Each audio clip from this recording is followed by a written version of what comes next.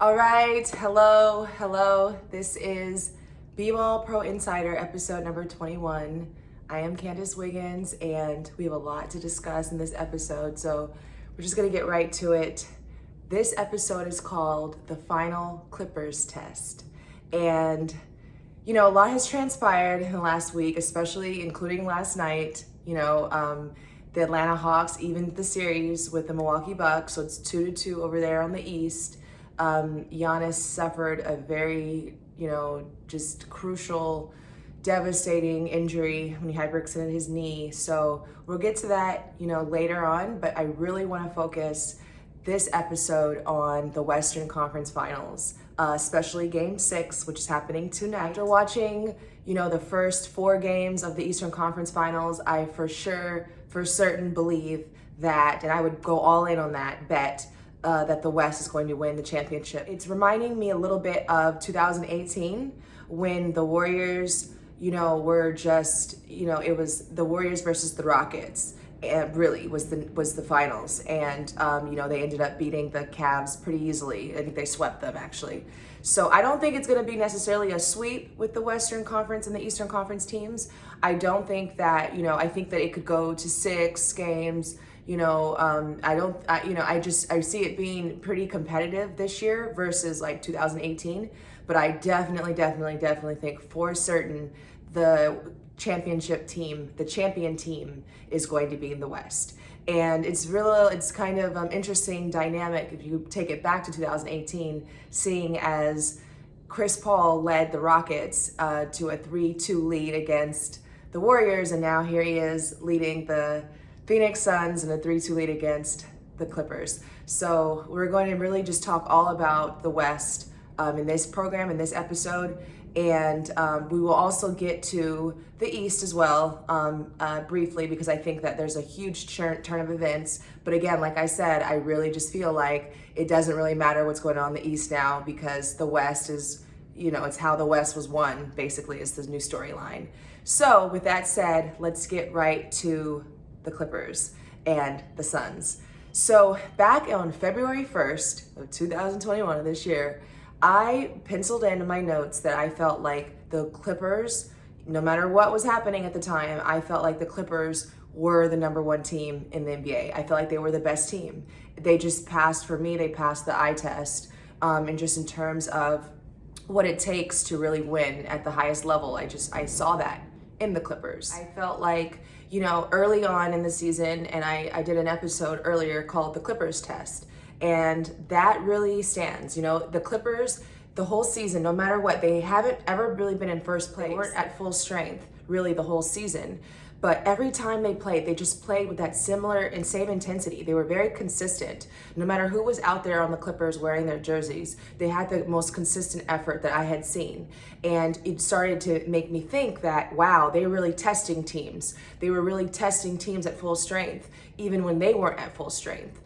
So I just felt like it was really easy to see the Clippers emerging, as the top team for me personally. And here they are now with a chance and opportunity to continue that challenging spirit, contending, challenging spirit.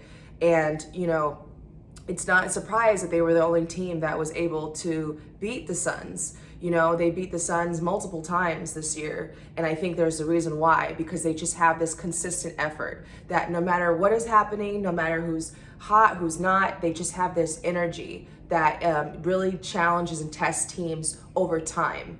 Maybe you might beat the Clippers once, but you're not going to beat them twice at the same thing. That's the sort of effort, that's the sort of presence that I saw and spotted in the Clippers, like I said, as early as February 1st. So now, they're a different team because of, the circumstances set upon them with Kawhi Leonard's injury. But in that absence of Kawhi, Paul George has just emerged, playoff P, has just emerged as just this leader, and his leadership is really dictated, by his effort on defense, his effort on the things that, aren't as, not eye-popping stats. It's just an effort thing. And it's, his stance and the way that he plays. And so Paul George, I would say last game, game 5, when they were really on the ropes, the Clippers test really came alive through Paul George. I would probably call what Paul George did the performance of the 2021 NBA playoffs. It was just phenomenal. He, it was just phenomenal. 41 points on 15 of 20 shooting. 15 of 20 shooting. That was insane. Okay, 13 rebounds and 6 assists, getting everyone involved. But it was really all the little things that you don't see that really stuck out to me and just made me really just be so in awe of his leadership. And he's just so strong, and he's so strong-willed. And he also has an army of soldiers, gathered around him, of his comrades who are just there with him in battle. The two that really stick out, obviously, are Reggie Jackson and Marcus Morris Sr. And I will get into all of these details. I have all of these receipts, all these statistical receipts that are going to help shape the story, because I don't really want to be talking about it. I want to really explain and express to you in numbers form, in statistics form. So you have to watch episode 20 to get all the receipts, okay? Because the receipts are that the statistics really tell the story about who is doing what, where, when, how, and why. And I think that, he's really empowered by his teammates, and he's really empowered, you can tell, by the friendships that he's established, in particular with Reggie Jackson, but also Kawhi Leonard. You can tell Kawhi is so there, he's so present, and that's really important to team success when you're at this point, when you're at the breaking point. What is it that really stitches plays together? And for the Clippers, you can tell it's been something that's been consistent and common throughout the entire year. It's the brotherhood. The brotherhood is the stitch that fixes all of those little blemishes that happen and occur during the gameplay. So Clippers test. It's the final Clippers test now. So this is it. This is literally it. It's do or die. This game 6 is going to determine everything. In fact, I really believe that this game 6 is going to determine who wins the NBA championship. Like I said, this is 2018 all over again, meaning that whoever wins the Western Conference Finals will win it all. Okay? So that's really huge stakes. So again, you have to really watch my last video, episode number 20, talking about home versus away scoring, because I think that really makes it very clear as to who has the upper hand. Going back to Paul George, the really cool thing about him is just his attitude.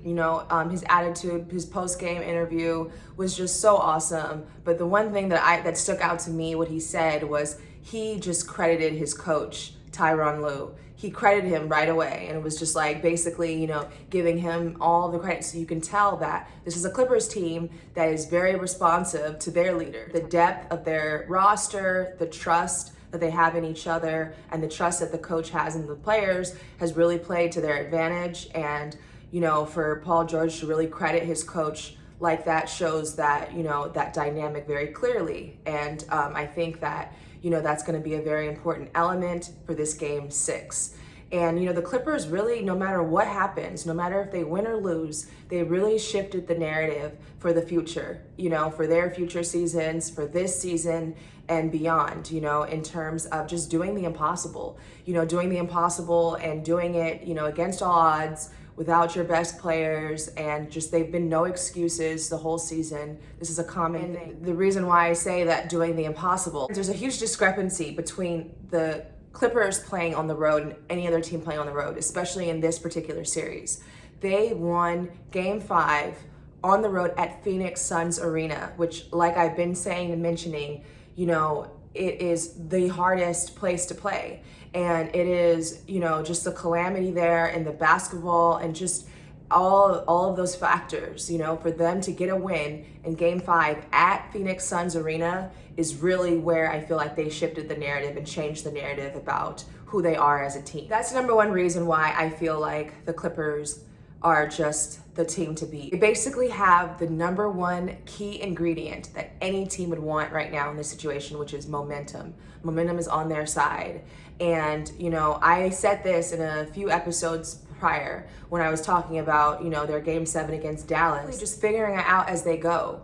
So they are most dangerous team because everything is kind of on the fly. And now that you see, the strategies and the complex, really complex strategies of Tyronn Lue, you can really see and tell that they really are just, they're very flexible and they are able to, shift their strategies if necessary. And I think that, that's what makes them so dangerous, is because you can't really pin them down and say, this is what they do well, we're gonna stop that, we stop the team. They're not predictable. They're very unpredictable in that regard, and they're very, fluid in their changing systems. So it's just going to be really, really interesting to see, how they adapt to any new circumstantial changes in this game 6 in particular. I still believe that it can and should go to 7 games. And again, you have to watch my episode 20 to see exactly what I mean by that and see the statistical evidence that supports that. But, at this point, it still is a coin flip. It's always going to be the coin flip conference because anything can happen in the wild, wild west. But I think that, the Clippers have really given themselves the best chance to succeed, putting themselves in a really good position to not only win, but to inspire an entire movement in the process. Okay, now let's talk about the Phoenix Suns, the Los Suns, because the Suns, in my opinion, and again, you have to watch the last episode to make sure you get the full context, but I believe that the Suns obviously can still win, and they can win in 6, or 7, but I think that they could really win in 6. So tonight's game could be it for Phoenix, and I think that they could really do it. And there are a lot of reasons why, but the number one reason why I believe they can do it is, 1, Devin Booker. Devin has struggled a little bit in this series since game 1, but for me, watching him, it's been a different kind of battle for him since game 1. And since, Chris Paul came back, and we're going to talk about that, DeAndre Ayton has really been holding down, but I really feel like, Devin throughout the entire series, no matter what anyone can say about him, he really has been helping silently basically shape the Suns' success. And, basically it's, you can just see it, even though the Clippers are denying him at every point, he will not be denied. Devin is so determined, and his determination is really setting the tone for his team. There's really so much to be said about Devin, but the biggest thing that I recognize and see in him, what is really kind of inspiring really in a way, but it's something to be noted, is that, he's human. Devin's human. He makes human errors all the time, but it's his reaction and the way that he responds to those errors. And that really, to me, sets the tone, his determination. That really shows his personality. It shows his identity as, no matter what happens, no matter how many errors he might make, or no matter how things might go wrong in a situation, he's right back there, ready to continue. It seems like there's a lot more to his story, and I think that that's slowly going to be revealed, and it's definitely going to be revealed in game 6. I have to go back to game 6 against the Lakers series, at Staples Center, same situation set up. I think this is going to be a totally different team than the Lakers team. This is a Clippers team. This is the Clippers test. So, Devin is going to have to get a really good grade on the Clippers test in order to help, the Suns continue. Another player who's very instrumental in making sure that the Suns pass the Clippers test is Chris Paul, obviously. And, Chris Paul, again, he hasn't been, as sharp as he usually is since he came back from the COVID-19 protocols, but it doesn't really matter because he's getting into his groove, and he's still, the NBA operator. He's still, making things happen. And I would say, I would really point to his relationship with Coach Monty Williams on the Suns. That is really a huge component of the Suns' success. And I think that what Chris Paul does is he's just an extension of the coach on the court. And you're going to see that a lot, especially in this game 6. You see it all the time, and you've been seeing it, with the strength of the maturity of the Suns this year is all related to Chris Paul. So, that to me, that leadership is something that you can just depend on. It's a foundation. It's a lot of stability. Coach Williams has been preaching poise, and that's something that the Suns have a lot of. And I think in these circumstances, in this high pressure situation, that's going to be the name of the game for this game, poise. And then finally, DeAndre Ayton is huge. He's so huge for the Suns. In order to beat the Clippers and pass the Clippers test, DeAndre Ayton has to score. He has to score an A, maybe even have to score an A+.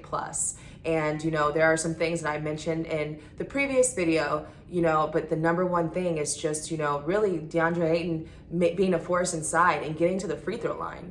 He's only gotten to the free throw line 5 times in this entire series. So that has to change. And I think that, the Dominatin, which is his nickname, has to be in full effect tonight. And that's going to be really basically make or break moment. It's going to be do or die with DeAndre Ayton in the middle. But again, like I said, I just feel like, Devin Booker is too determined to be denied this year. So honestly, I really feel like Suns in 6 is a real thing.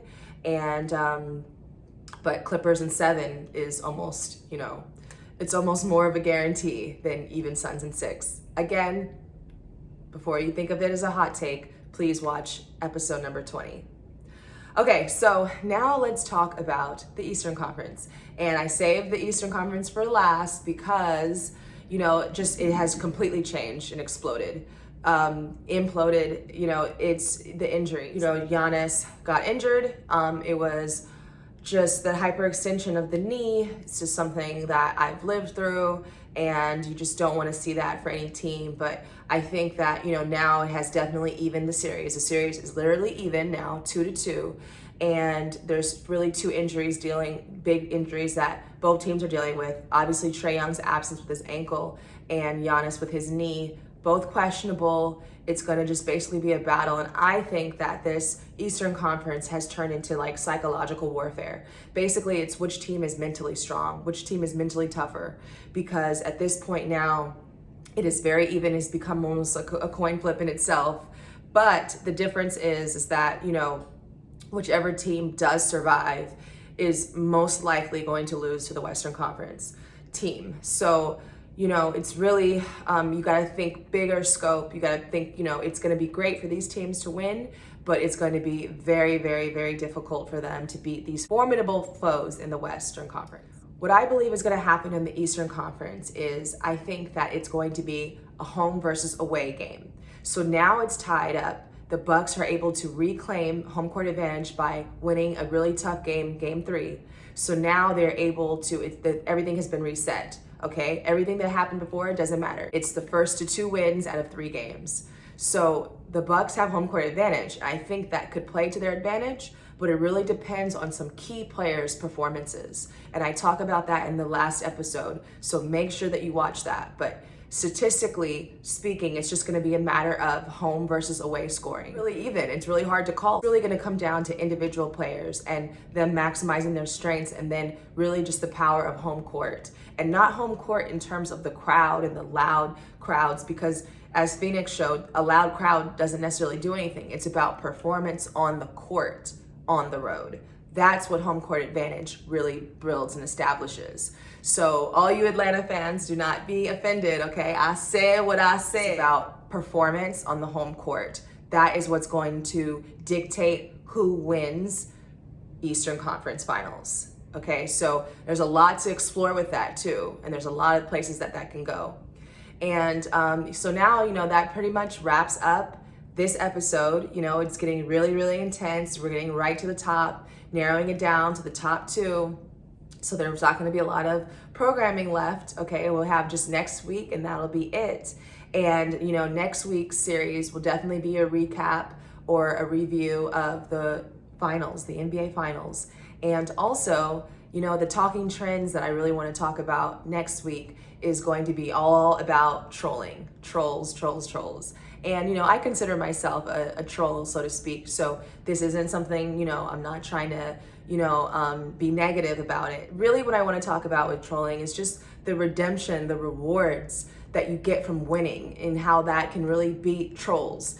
And, stopping that troll movement. And the only way you can do that is through winning. So we're really going to just take a lot of time to talk about trolling and talk about the teams that are winning and their redemption and their rewards that they got basically and just how much winning cures everything. Like I said last week, the power of performance. That is the end of this episode. Hope to see you on the next one.